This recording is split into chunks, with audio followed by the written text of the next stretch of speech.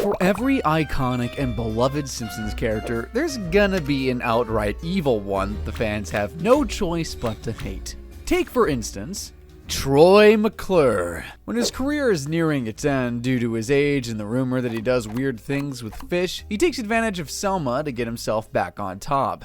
Having a child. That's a big step. You bet it is. Think what it'll mean. Not just the McBain movie, but maybe my own fragrance. Smelling of Troy.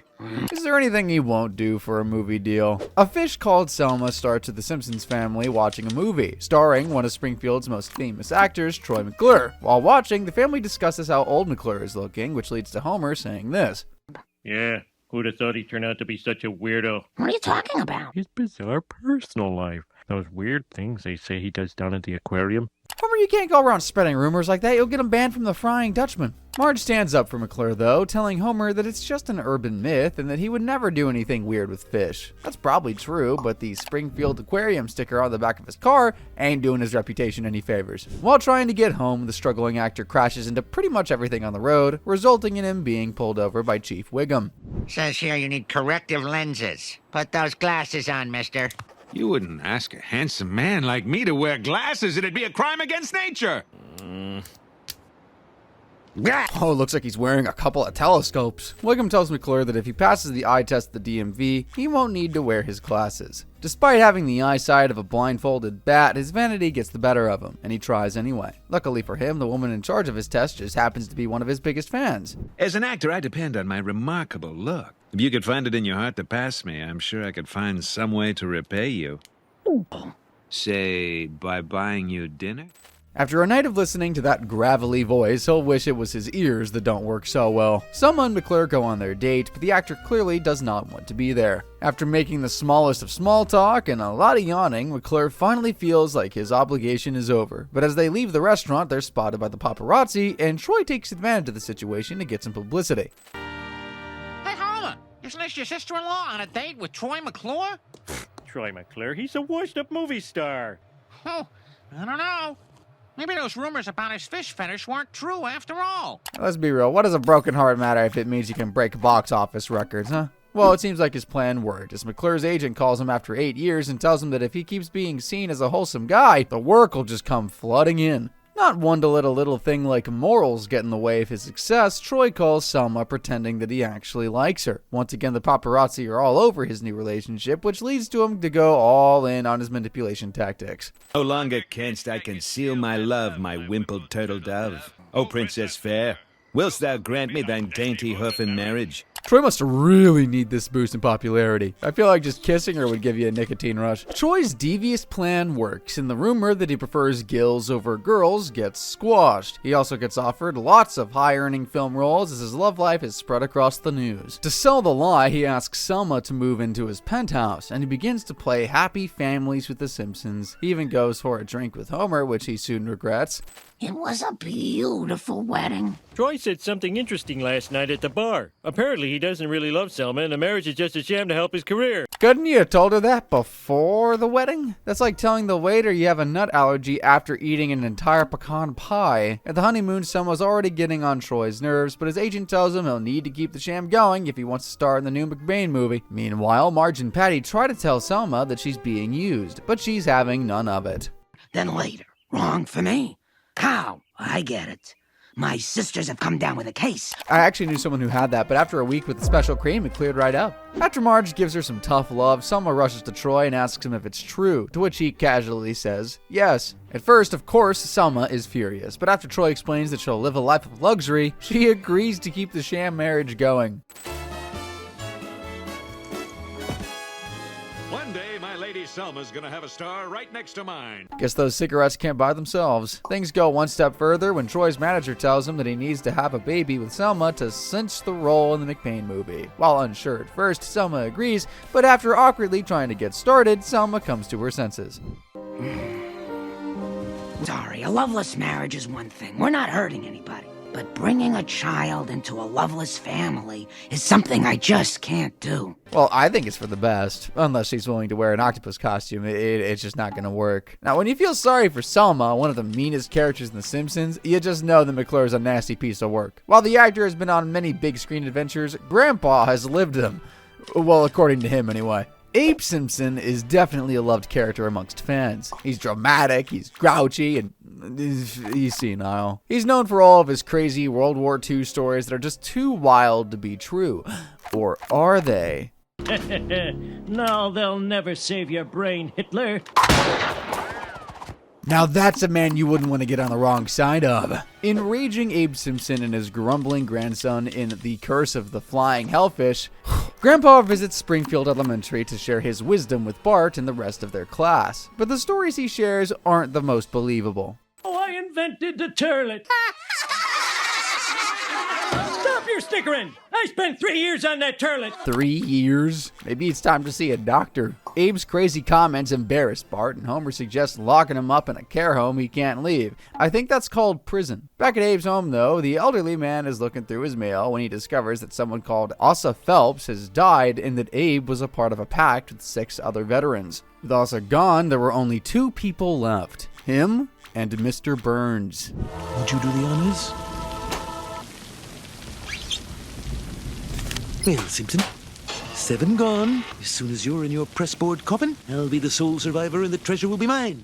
Does Mr. Burns' greed have no limits? Quit being greedy, let Abe buy some new slippers or something. Determined to get his hands on the treasure, Mr. Burns comes up with a plan to get Grandpa killed and calls an assassin to get the job done. In the dead of night, Burns and the assassin sneak into Abe's room and poison his denture water. When the alarm clock goes off, however, he throws his teeth and sticks the clock in his mouth, foiling the plan. But the assassin is not done yet. Wait a minute! My family never comes to... Mr. Burns could pass as the long-lost Bouvier sister, and he wouldn't be the worst-looking one. Eventually, the assassin decides to go full-blown Rambo, shooting up the care home. Luckily, Grandpa escapes, but nobody believes him. And can you really blame them? The Simpsons let Abe stay in Bart's room, and he tells him the story of the flying hellfish bonanza, the reason why Burns wants him dead. But every unit has a troublemaker. Ours was a cocky little private named Montgomery Burns. So Mr. Burns has always been a pompous windbag. The squad, which included several descendants of Springfield's residents, manages to capture a German castle, along with all of its treasures. Mr. Burns suggests that they steal the paintings, and despite initially refusing, Abe agrees. Problem is, they couldn't just take them there and then, so they come up with a plan. How many of you are familiar with the concept of a tontine? All right, Ox, why don't you take us through it? Contract whereby the last surviving participant becomes the sole possessor of all them pretty pictures. So whoever survives the longest gets stinking rich. Bart thinks that Grandpa has made the whole thing up, and then when Mr. Burns comes crashing through the wall and forces him to hand over his key, he realizes it's true. Luckily for him, Bart is as devious as Burns and manages to swipe both the keys from him. Bart and Grandpa decide to claim the treasure for themselves, but there's a snag. Now it's gonna show us exactly where to dig. Let's just hope that box is waterproof, or else they're gonna get some not-so-valuable mush. Unfazed, though, Bart and Grandpa steal Ned's boat and diving equipment, then set sail to reclaim the treasure. Bart is given the job of diving down to find the treasure, and Abe pulls them back up to the surface. With the paintings in hand, Abe celebrates, but that's when Burns turns up with a gun and forces them to hand over the paintings. But not before doing this. Take the art if you want, just don't hurt the boy. I'd rather do both.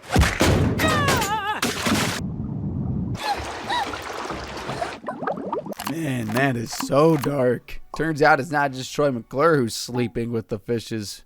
Come on, you gotta give me that one. Grandpa can't just let his grandson sink into his watery grave, so he dives down and saves him. Anybody else might give up at that point, but not Abe Simpson of the Flying Hellfish. The duo chase Burns, and Abe manages to spear his nemesis' boat, climb on board, and ground it on the shore. Private, you are dismissed. Yeah, kick rocks, Monty. With the paintings now in the hands of Abe, Bart tells him no one will ever be able to take the riches away from him. Well, maybe except the federal government. Turns out that they have spent the last 50 years looking for the paintings so they could be returned to Germany. While he may have lost the fortune, Grandpa gets something priceless in return. At least I got to show you I wasn't always a pathetic old kook. You never were, Grandpa. Oh. I believe Grandpa the whole time. Honest. This isn't the first time someone's earned Bart's trust and admiration, but it's not always turned out well for him. Jessica Lovejoy doesn't get much screen time, but that doesn't mean that she doesn't deserve her spot on the most hated list. How can a minister's daughter be that bad? Well, it's because she's even naughtier than Bart is. Jessica, what are you doing? Well, it takes money to start a new life.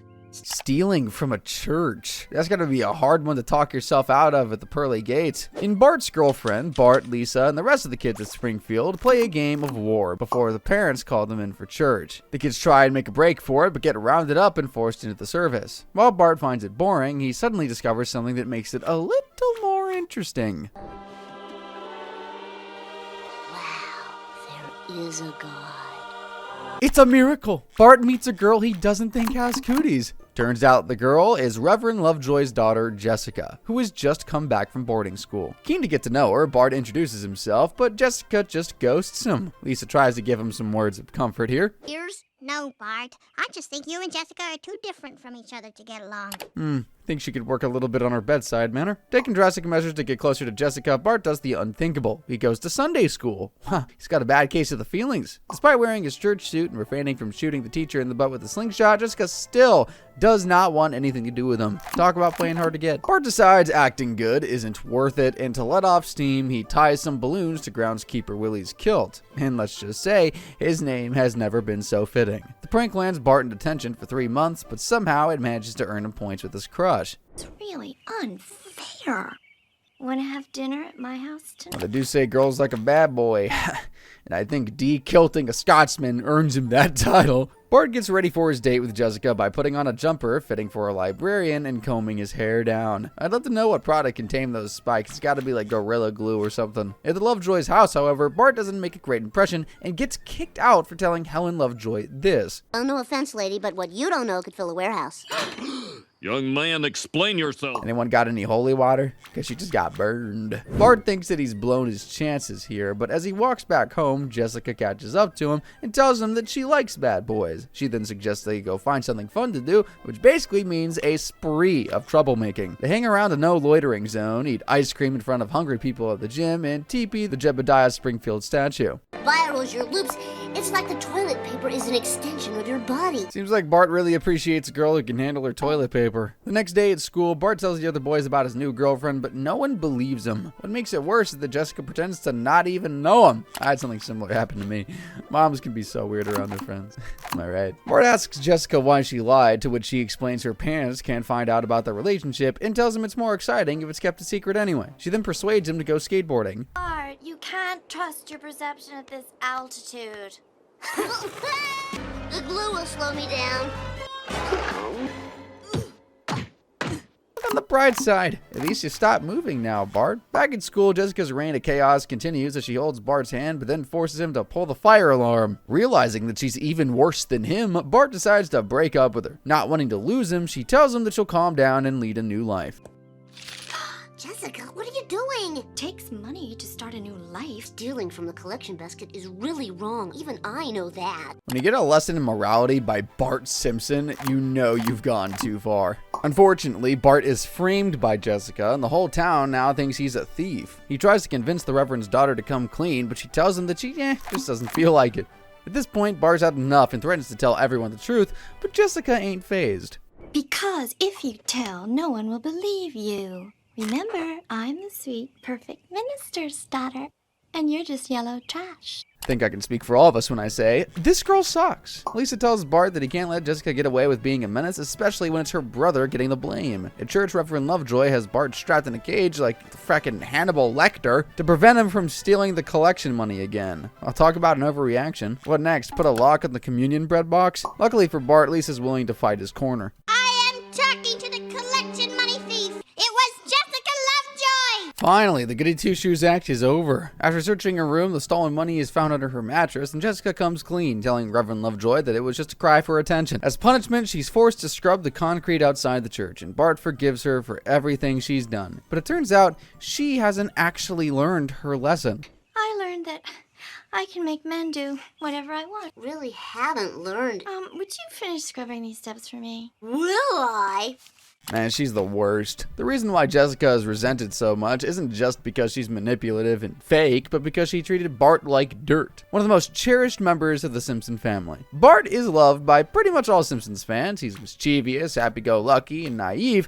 Basically a typical 10-year-old boy. His childlike ignorance has gotten him into a lot of pickles over the years, but nothing quite like the time he became a daredevil. When he's not in class, he's risking his ass. The world's greatest daredevil, Bart Simpson! Simpsons! Well, at least he took that rant better than the hill in the last episode. In Bart the Daredevil, Bart and Homer watch a commercial for the monster truck rally, which promises to see more car destruction than a highway on New Year's Eve, especially with its main attraction. That's the amazing, The astounding! the unbelievable. Truckosaurus! I wonder if it poops them out in those little car crusher cubes.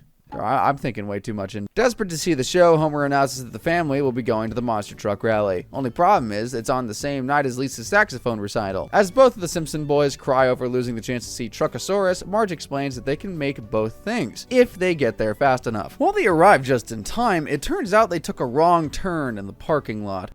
Truckosaurus! Where?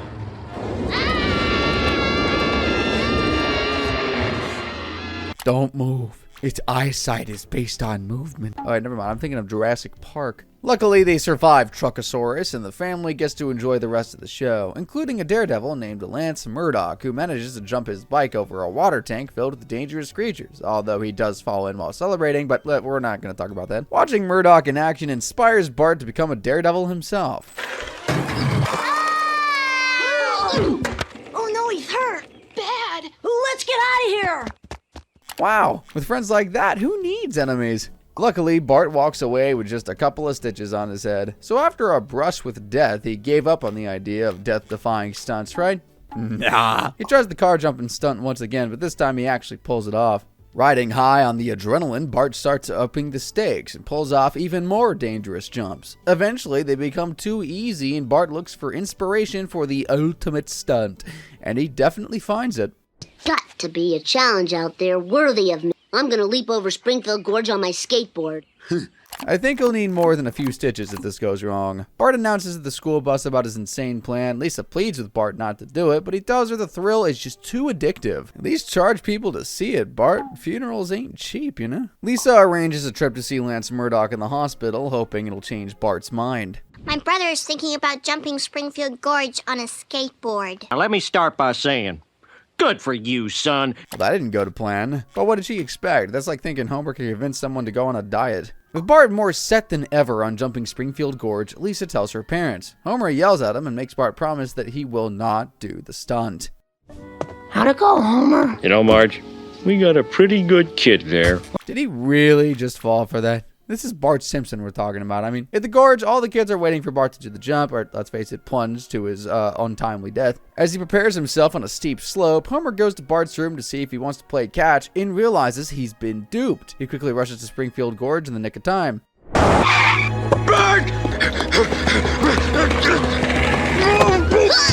don't think I've ever seen Homer move that fast.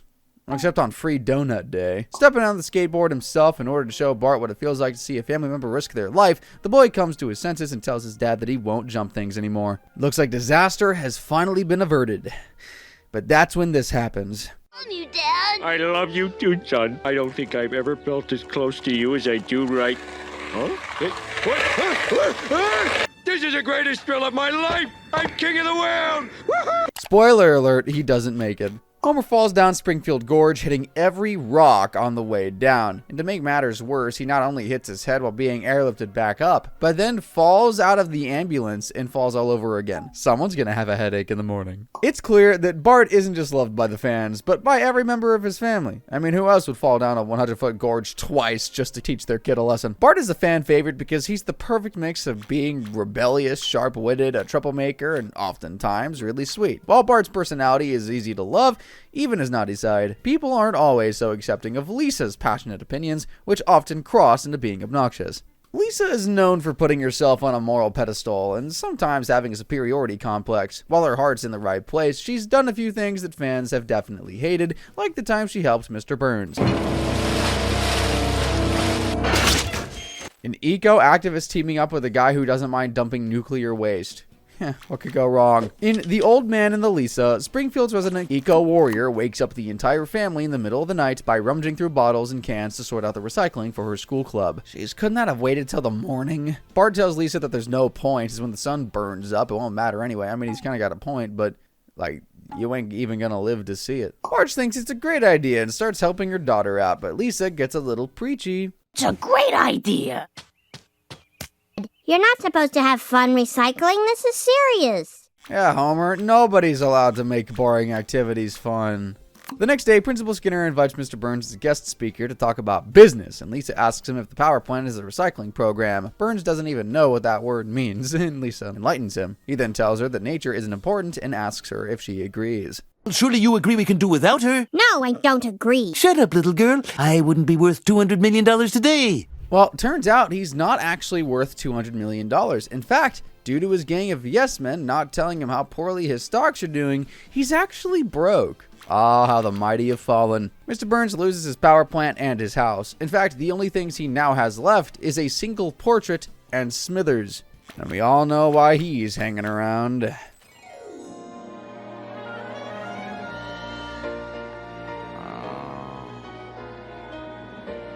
Yeah, let's not dwell too much on that. Mr. Burns finds himself moving in with Smithers and trying to contribute by grocery shopping. Unfortunately, he struggles to do the chore he's probably never done, and Chief Wiggum takes him away. What's happening? Relax. You've gone off your nut. Those store guys signed the commitment papers. But I'm shopping. Oh, well, if the store guy signed the papers, he must be nuts. They're the ones in charge of stocking the trail mix.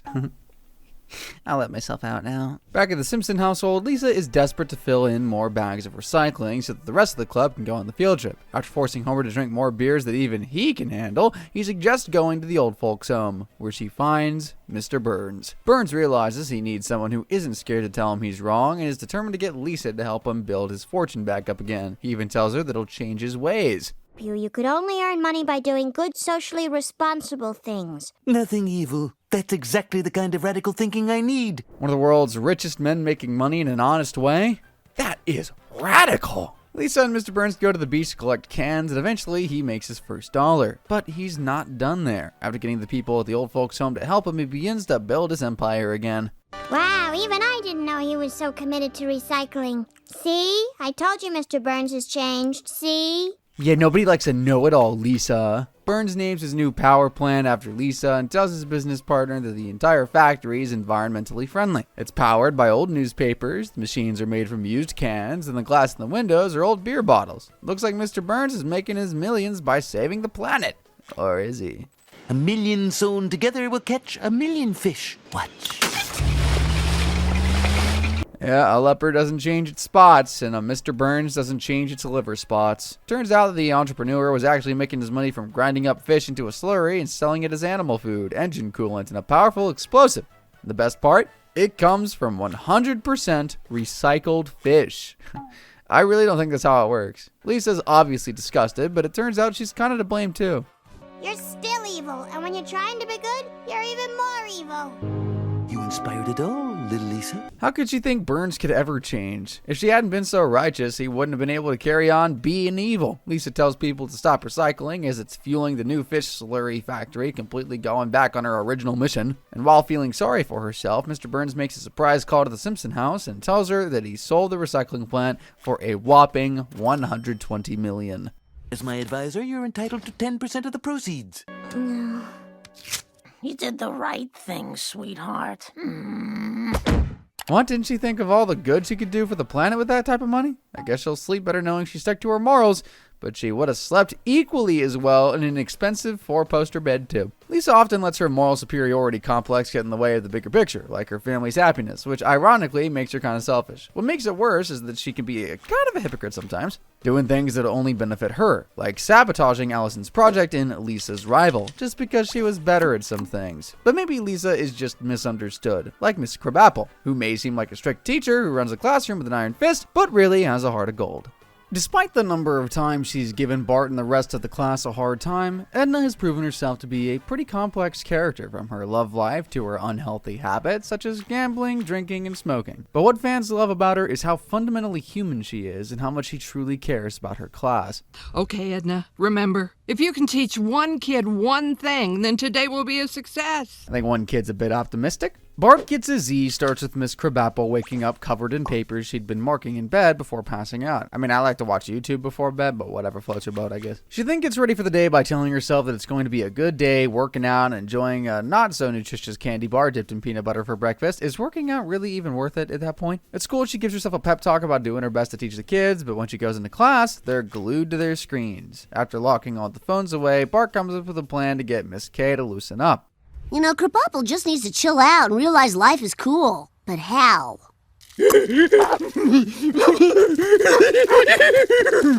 Yeah, his grand plan is to get her wasted so she'll be more fun. What could go wrong? All of the kids steal booze from their parents and then make a cocktail that looks so deadly that even Barney Gumble would pass on it. They then pour it into a coffee cup and wait for her to take the bait, and boy, does she take the bait. Man, he played knick-knack on my thumb. At least she's a happy drunk. The booze really hits Edna when she tries to write an equation on the chalkboard but ends up wiping it off with her face. Bart tells her she looks pretty tired and thinks more coffee would help. But no, Bart, she actually needs real coffee at this point, and a lot of it. The kids are enjoying this new and improved Miss Krabappel, but after a drunken outburst at choir practice, she gets busted. One night, Dewey, I'll get you off Broadway. Never! Edna, let's go. This is the hardest thing I've ever had to do, but I'm letting you go. Seymour, I'm gonna cry.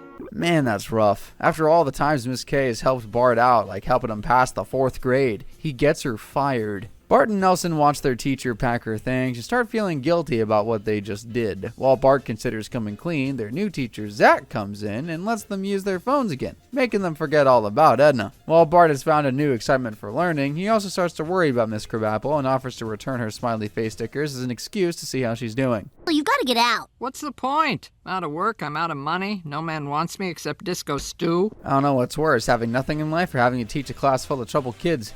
I'll have to get back to you on that one. Bart and Milhouse go out for hot chocolate, and Bart tells his friend he feels guilty about Miss K and decides that it'll help fix her life. To start, he buys a self-help book, which makes about as much sense as the last season of Lost. While Edna thinks the book is stupid, it turns out to actually work. Write your dream on the index card of fate. I want to own a muffin store. Great idea. Bart, this is starting to sound like one of those loony self-help books. All thanks to the answer. Because the power of wishful thinking is actually a thing. I'm sure my lottery numbers will come up any day now. Edna's Edibles, which sounds suspiciously like a space cake store, is a success, and the former teacher is apparently enjoying her new life. With Bart happy that he's made it up to Miss K, he's finally coming clean here, but she doesn't take the truth very well. It's your fault I have to work at this stupid muffin store. My real dream was to be a teacher, and you got me fired. Oh man, who knew she cared so much about being a teacher? She's got a funny way of showing it most of the time. Edna tells Bart that she has always thought deep down that he was a decent kid, but she now realizes she was wrong. She even goes as far as telling him that he's bad on the inside. Oh, Miss Krabappel, that's right up there with I'm not angry, I'm just disappointed. Bart, racked with guilt, comes up with a plan to get Zach drunk so Edna can get her job back. Come on, Bart, have you never heard that 2 wrongs don't make a right? Eventually, he decides the best thing to do is just to come clean. So you see, it was my fault. I got Mrs. Krabappel drunk. Bart, you deserve a reward for telling the truth, and that reward will be in the form of a severe punishment. As long as Edna gets her job back. Can't just get rid of a teacher if he's doing a good job. Don't tell him that. He'll go find a way to get him fired now. Luckily, it doesn't come to that as Zach turns up in the hallway wasted, screaming that he hates children. Yikes, I think you've gotten to the wrong profession, bud. Turns out that he voluntarily added vodka to his energy drink. This man knows how to party, I guess. The stunt gets him fired, leaving a position open for everyone's much-loved, albeit strict, teacher. Nope. Now everyone enjoy one of my yummy muffins. But it's stale. Eat the muffin. Crunchy. Edna Krabappel is a layered character. On the surface, she comes across as a harsh teacher who hates her job, but as we've seen in this episode and the others where she's cared for Bart, she really does have a big heart. In 2013, Edna was unfortunately killed off after her voice actor, Marcia Wallace, passed away in real life. While the character is no longer around, every now and then she is mentioned or even drives the plot of an episode, proving how much the character and voice actor is a testament to the show. While Miss K tried to help Bart on several occasions, the same can't be said for another character who is hell-bent on killing him. The Simpsons have had many villains, but one of the most hated is Sideshow Bob, whose murderous obsession with Bart is just downright terrifying. Hello, Bart. Mom! Dad! Your family can't help you now. Can you imagine being taken out by a walking palm tree? In Cape Fear, Bart and Lisa are watching the McBain show and Marge gives the Simpson kids their mail. Bart's excited to read his letter until he sees what's inside of it. I'm going to kill you. Well, let's hope Sideshow Bob doesn't decide to write a novel while in prison. He'll need a blood transfusion every hour. Understandably, Bart is disturbed by the threatening letter, which is only made worse when more and more threats are being sent to him. Not realizing they're coming from the man who he got locked up for framing Krusty, Bart starts hiding, paranoid that everyone's out to get him. Bart, I'm going to get you. Some ice cream at the store. You're going to be my murder victim, Bart. Well, with everyone phrasing things like that, can you really blame him? Marge goes to Chief Wiggum for help, who tells her that sending threatening messages isn't a crime. I'm pretty sure it is. Meanwhile, Lisa thinks it could be Mo who's angry about all the prank calls that Bart makes, but it turns out he was just hiding smuggled pandas. I wouldn't worry Mo. Wiggum probably thinks that isn't a crime either. Bart's problems got even worse as Sideshow Bob manages to get released from prison on parole. You awful man, stay away from my son. Oh, I'll stay away from your son, all right. Stay away forever. Well, staying away forever doesn't sound so bad. I'm sure he'll stick to his word. Bob works out and plots his revenge on Bart while also throwing sharp objects at a picture of him, because that's not psychotic at all. He then rides around Evergreen Terrace announcing who he's not going to kill. Flanders. Oh, isn't that nice? Homer Simpson, Marge Simpson, that is all. Woohoo! Did you hear, Bart? That's like a messed up reverse lottery. Scared for their son's life, Marge and Homer put the family into a witness protection program. Is it just me, or would arresting the crazed guy threatening to kill a 10-year-old be an easier solution? With the Simpsons packed up and ready to start their new life, it seems like the danger is behind them. Or more accurately, beneath them. Well, that's gotta be a nice change from stepping on ranks. It's about too soon. The Simpsons, or should I say the Thompsons, move into a little houseboat at Cape Fear, which is really an unfortunate name for a family trying to hide from a killer. Despite being completely battered and bruised from the journey, Bob wastes no time planning his revenge.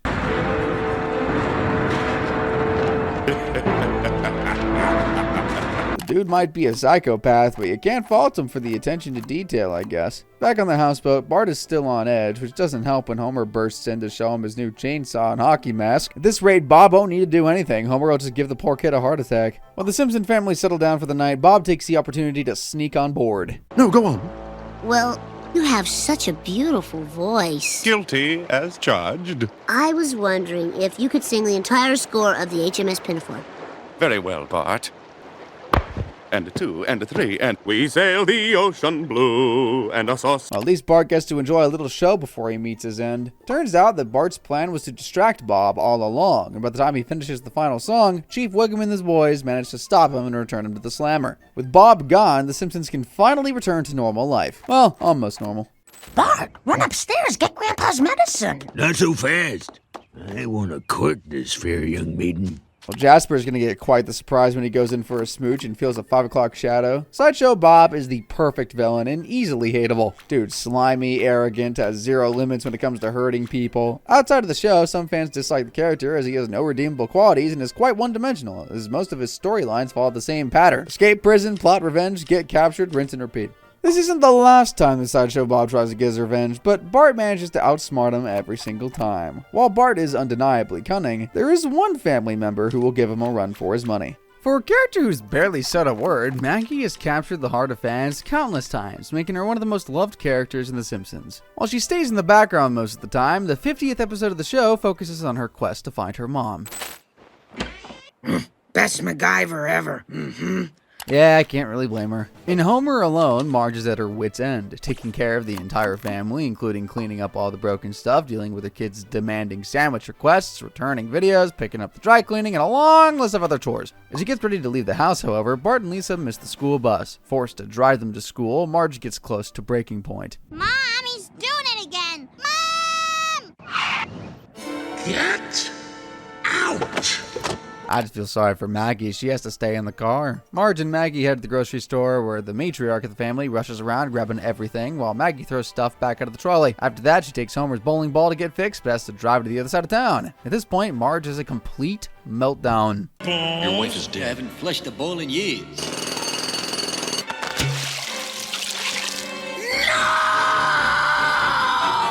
I'm surprised it took this long. Let's face it, she's married to the most annoying man alive. With Marge blocking the bridge, she attracts news coverage and the entire town tunes in to watch her standoff. Eventually, Homer turns up and convinces her to get out of the car and promises to make things better.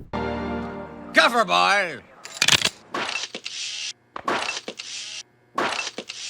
That's not fair. Marge carries a lot on her shoulders. I'm not just talking about all that hair either. Wiggum is hell-bent on punishing Marge, but Mayor Quimby tells him to free her so he doesn't lose the votes from the women of Springfield. Marge then decides to take a vacation on her own so she can finally get some relaxation. Thanks again for taking the children while I'm away. Homer, can you bring Maggie out? Maggie's got the right idea. Can you imagine the fumes at their place? Maggie decides she wants to stay home with her dad. The problem is, Homer doesn't have the first clue about taking care of a baby or being a dad. While he sits and eats a sandwich on the couch, Maggie's rattling a cup across the bars of her crib like a convict. Mommy went crazy and went far, far away. So it's going to be just you and me for a while. Poor Maggie did. I hope Homer knows babies can't drink Duff or eat donuts. Homer tries his best to look after Maggie. Well, when I say best, I mean eating all her baby food, accidentally lying down on her and using a staple gun to hold her diaper together. Yeah, you'd think after 2 kids he would have gotten the hang of parenting by now. Missing Marge and, let's face it, worried that Homer will accidentally put her in the washing machine or something, she makes a break for it.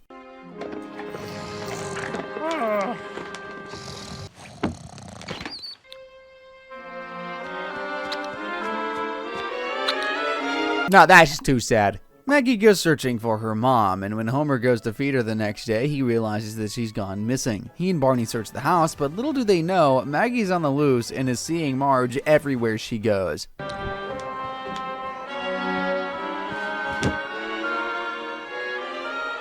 What next? An extra long stick of blue cotton candy? Back at the Simpson household, Homer is uncharacteristically racked with worry about his missing baby, and to make matters worse, Marge calls him to let him know she's coming home in an hour. Luckily for Homer, Chief Wiggum manages to find Maggie on top of the ice cream parlor and brings her back home. You the man who reported the lost baby? Yes. Can you describe her? She's small. She's a girl. Bingo!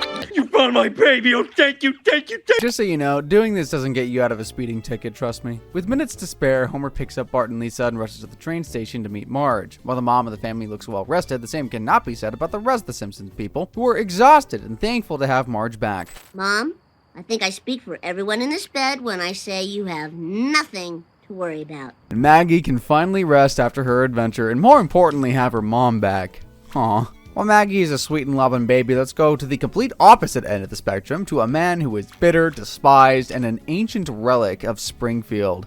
Montgomery Burns has done so many awful things, it's easy to lose count. He's dumped nuclear waste, shut the town's power off, tried to turn puppies into a suit, just to name a few. And as the most hated person in Springfield, it's no surprise that someone once decided to take things into their own hands. Hey man, are you okay? But I thought vampires could only be stopped with a wooden stake. In Who Shot Mr. Burns, Principal Skinner returns to the school after a holiday weekend to find the class gerbil crushed by its water bottle. The job of burying the stanky rodent falls to Willie, who decides the basement will suit just fine. I dare to think what else he's buried down there. As he starts digging, however, he makes a discovery. My own father got thrown in the bog! What in the name of St. Ephesiocratus? The education at Springfield Elementary might not be worth anything, but oil beneath it definitely is. When Mr. Burns discovers that the school is now stinking rich, with more oil than a Chicago deep dish pizza, he plots to take it for himself. As the school staff makes suggestions on how to spend the money, which includes hiring new staff to replace those complaining about the mice in the kitchen, I'm now suspicious about the little round chocolate chips they put in the cookies. Everyone makes their suggestions. There's just one student left here. Cooking if you'd sign over your oil will to the local energy consumer. Who does he think he's fooling? Burns probably has suits older than the school itself. Skinner obviously refuses him, so the devious old fossil comes up with another plan to steal from the school. There's no pressure! Someone else has tapped this well! Of course he's just stolen it. To Burns, you can't have enough millions. When the oil spurts out of the rig, it blasts Bart and Santa's little helper out of the treehouse, breaking the poor dog's legs. Bart vows to get revenge on whoever did it, and to add to the list of people who hate Mr. Burns, Homer gets upset that he can't remember his name after 10 years, while Willie is fired to save money after the school buys expensive oil equipment. In fact, everyone in Springfield wants him dead. Damn Burns. Me too! I think Burns is really done it this time. Something tells me he won't see his 104th birthday. Mr. Burns successfully bankrupts the school, shuts down Moe's Tavern, and even destroys the old folks' home after causing a sinkhole. But there's just one more act of evil he wants to commit to get total domination over Springfield. In fact, it's so horrible that even Smithers can't get on board. Since the beginning of time, man has yearned to destroy the sun, and you will fall into line. No, Monty, I won't. Not until you step back from the brink of insanity. You're fired! Burns is like a Bond villain on crack, I swear. His grand plan is to make the citizens of Springfield dependent on the nuclear power plant, sapping every dollar they have just to survive. I think we may need another sheet of paper for the list of people who hate him right now. During a town meeting that looks like more like a gun convention with the amount of people packing, they discuss ways to stop Mr. Burns. But it's too late, and he does the unthinkable. No, I don't mean wear socks and sandals. He may be evil, but he's not sick in the head. But who here has the guts to stop me?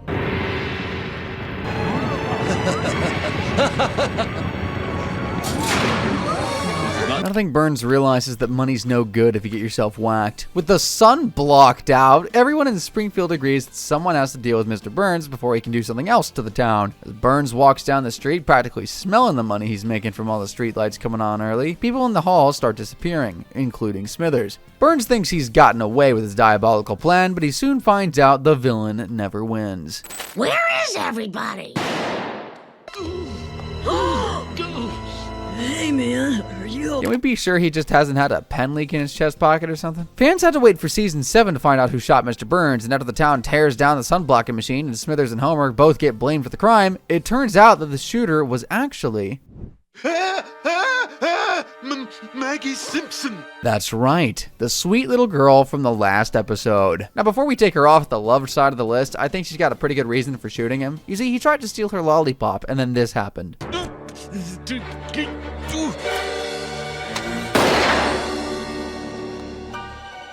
It was obviously an accident, and besides, he kinda had it coming to him. While Burns can't remember his name, everyone in the world knows who Homer Simpson is, and for good reason too. People love Homer because he's a perfectly imperfect, lovable, stupid mess. He's an idiot, lazy, and always getting into ridiculous situations, but at the heart of it, he's a really good guy, and that's why his family sticks by him, even when he makes poor decisions. If you gain 61 pounds, they'll let you work at home? Uh-huh, that's the deal. No more exercise program, no more traffic. And no more fully functioning organs. In king-size Homer is hiding in the bathroom to avoid the daily exercise program, but is soon found and forced to work out. Oh, the humanity. Between push-ups, he finds out that another worker, Charlie, has managed to get out of it as he was injured and was staying at home with full pay. Homer's determined to get the same treatment and looks for ways to get injured.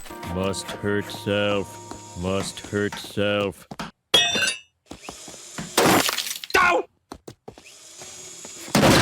Poor Homer can't catch a break, literally. His next genius plan is to pour oil on the floor and slip over it, but he just manages to slide into Mr. Burns' office. Well, if the job at the nuclear power plant doesn't work out, he can always go into ice skating. He's got the balance for it after all. Unable to hurt himself, or at least do it intentionally, he comes up with a plan to make himself disabled by becoming hyper-obese. Exercise program, no more traffic, no more blood drives or charity walks. Dad, I know we don't do a lot together, but helping you gain 61 pounds is something I want to be a part of. Bart is such a good son helping his dad out. Wait, no, that's a terrible idea! Homer goes to Dr. Hibbert and asks him if he can help him become obese, but he refuses. What a shocker. There's a doctor who's more willing to help, however. Dr. Nick gives Homer plenty of advice, like eating copious amounts of junk food and drinking anything that's 90% sugar. They should call this the college student diet. Eventually, Homer succeeds in his mission. 225? That means I lost weight! Now that's a strong towel rack. Homer can finally work from home and thinks it's going to be heaven on earth by earning Employee of the Month every month and becoming irresistible to Marge. Yeah, I don't know about that, buddy. I don't think she'll be a fan of bacon-scented musk, wearing the ugliest moo-moo dress he can find and using the remote workstation to keep the power plant safe. Homer is all set for his first day. Vent radioactive gas? YES. Now I know how Homer got his job. Even he can keep typing yes. While Homer's happy, Marge is far from impressed. In fact, she tries to talk him into losing the weight, telling him that she doesn't find him attractive anymore. But Homer doesn't care. It means he can work from home. Well, if the job was this easy, then I can see why he's making the sacrifice. Eventually, Homer starts getting distracted, though.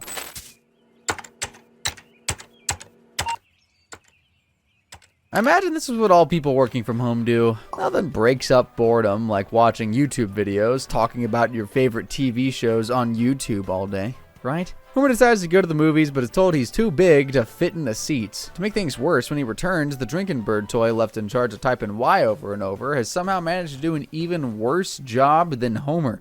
What happened to my bird? Cuckoo. Who cares? It's Homer's problem. Wait. It's fortunate they didn't let him into the cinema, or else he wouldn't have caught it. I think this is the first time being non-inclusive has actually been a good thing. With minutes until the nuclear power plant blows up and leaves Springfield more radioactive than whatever they pump into Laffy Taffy, Homer is forced to rush to the plant to shut it down manually. Problem is, his size holds him back. He eventually gets to the plant with just seconds to spare, but because he's so frackin' thick, the ladder breaks. Wait a minute. There's probably a... Homer, bravo! See, he does know your name, Homer, and it only took saving his $1 million empire. Mr. Burns is so thankful, in fact, he asks Homer if there's anything he can do for him. Considering he's the reason for the near-critical meltdown, Burns is actually being really reasonable. Homer thinks about what he could get from his boss here, but then remembers how worried Marge is about his health. Mr. Burns, can you make me thin again? Thin again? Who are you kidding, Homer? You were never exactly a stick before. Let's face it, The Simpsons wouldn't have run for 36 seasons if Homer wasn't a likable character. He's often at the center of the plot, and without the crazy situations he gets himself into, the Simpson family would live a mostly tame life. He's lazy, funny, and surprisingly relatable. And that's my list. Let me know who your favorite and least favorite characters are in the comment section below, and be sure to check out the video on screen now for more Simpson-y goodness. See ya!